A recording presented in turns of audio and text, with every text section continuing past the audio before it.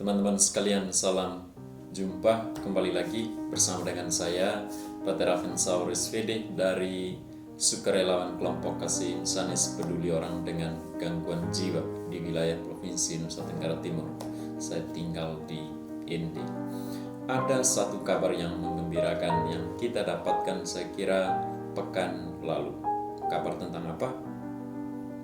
Pokoknya kabar menggembirakan, yakni apa? Saya ditelepon oleh ibu dari Bupati Nagekeo, Ibu Dokter Yayik Prawita. Dulu dia pernah bertugas di ND, bahkan Kepala Dinas Kesehatan Kabupaten ND. Lalu sekarang tinggal di Bai, Ibu Kota Kabupaten Nagekeo. Dia adalah istri dari Bupati Don Bupati Nagekeo. Informasi yang dia berikan kepada saya adalah apa? Itu tentang kemajuan soal layanan kesehatan jiwa di Kabupaten Nagekeo, di mana Pemda Nagekeo bekerja sama dengan seorang psikiater. Psikiater ini bekerja di rumah sakit daerah Airamo, rumah sakit milik Pemda Nagekeo. Dan setelah berbincang dengan Dokter Yayik, saya harus berbincang dengan Direktris Rumah Sakit Daerah Airamo, juga Kepala Dinas Kesehatan Kabupaten Nagekeo. Kurang lebih kita semua tentu bergembira, dan mesti yang utama adalah menjadi kegembiraan keluarga penderita gangguan jiwa yang biasa kita sebut konsumen kesehatan jiwa, juga menjadi kegembiraan para relawan, terutama lagi menjadi kegembiraan para pasien, orang-orang yang menderita gangguan jiwa. Ada beberapa hal yang kita bicarakan, dan salah satunya adalah bahwa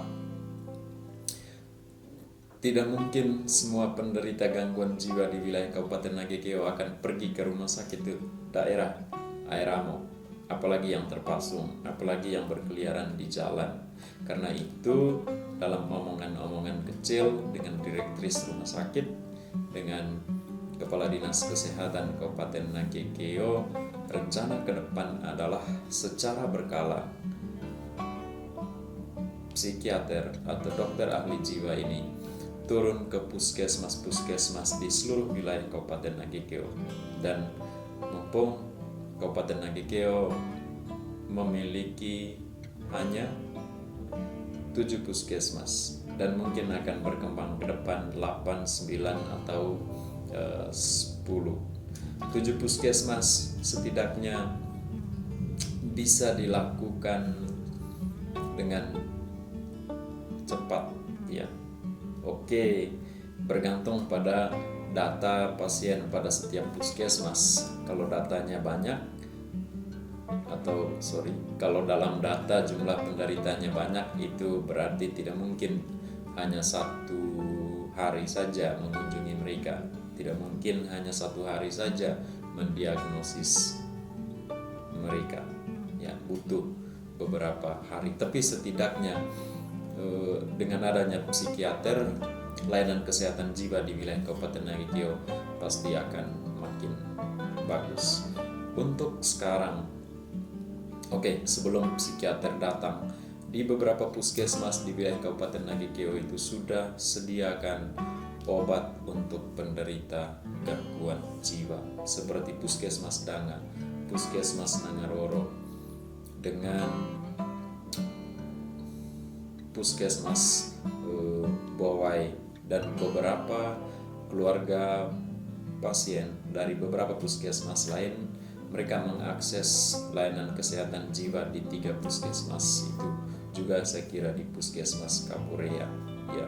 Dan sampai sekarang mereka masih layani. Cuma memang terkendala dengan adanya pandemi COVID-19, beberapa obat itu persediaannya terbatas, ya.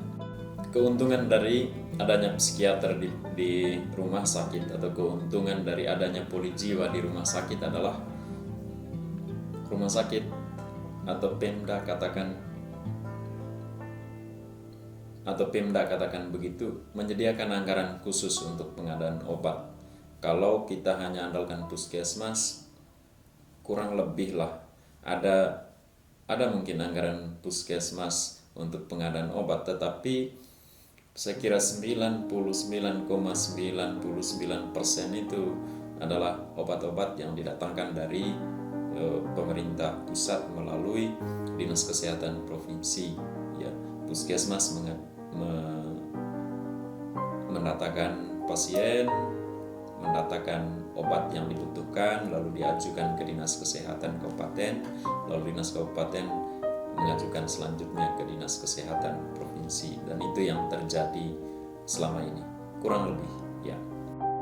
Beberapa hari setelah berkontak tentang adanya psikiater di rumah sakit daerah Airamo, Dinas Kesehatan mengontak saya untuk berbicara tentang rencana penyelenggaraan pelatihan kesehatan jiwa di Kabupaten Nagekeo untuk para dokter dan untuk para perawat, dan saya diminta untuk sedikit membawakan materi tentang pengalaman kita selama ini, tapi yang utama adalah soal gangguan jiwa atau kesehatan jiwa dari sisi sosial, mungkin terkait diskriminasi, mungkin terkait stigma dan kebijakan-kebijakan yang mungkin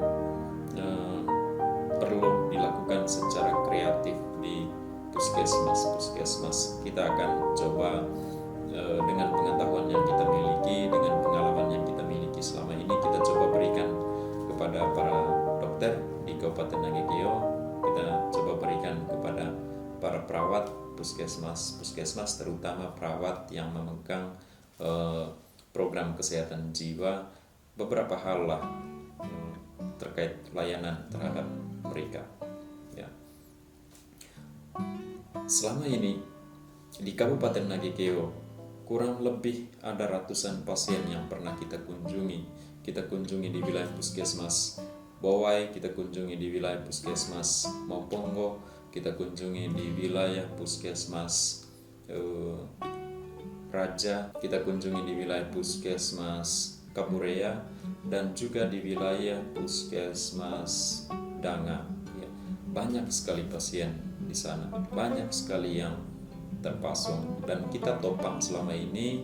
Di sana ada beberapa relawan, kita topang dari IND dengan konsultasi dengan dokter, lalu mengirimkan obat kepada mereka, dan beberapa pasien sudah agak pulih, ada juga yang sudah pulih, ada juga yang sudah dibongkar dari pasung, ada yang berkeliaran sebelumnya atau menjadi gelandangan psikotik, lalu oleh karena pengobatan yang rutin mereka bisa kembali aman di rumah keluarga mereka. Dengan pelatihan kesehatan jiwa itu, maka setiap dokter puskesmas dan juga perawat memiliki setidaknya profesionalitas atau katakan legalitas untuk memberikan pelayanan terhadap penderita gangguan jiwa atau pasien gangguan jiwa, dan dengan itu layanan kesehatan jiwa untuk Kabupaten Nagekeo pasti dilaksanakan secara merata. Teman-teman sekalian, sekali lagi ini kabar menggembirakan untuk pembangunan politik kesehatan jiwa di Kabupaten Nagekeo. Kita patut bersyukur, kita patut berterima kasih kepada pemerintah Kabupaten Nagekeo, kepada Bupati, Wakil Bupati, Rumah Sakit, Dinas Kesehatan, dan Dewan Perwakilan Rakyat Daerah. Karena tanpa anggaran yang memadai, tidak mungkin kerjasama Pemda dengan psikiater itu dilakukan. Tidak mungkin pembangunan politik kesehatan jiwa itu dijalankan. Ya, kita berharap, dan tentu harapan pemerintah Kabupaten Nagekeo, pembangunan politik kesehatan jiwa di wilayah ini akan makin maju. Orang-orang dengan gangguan jiwa yang selama ini belum terjangkau, lekas terjangkau. Keluarga-keluarga penderita gangguan jiwa atau dibilang konsumen kesehatan jiwa yang selama ini coba kita perhatikan yang selama ini kita coba bekerja sama, yang selama ini belum ada yang belum terjangkau, kiranya mulai sekarang mereka akan terjangkau. Terima kasih teman-teman, salam sehat jiwa, salam belum kalah.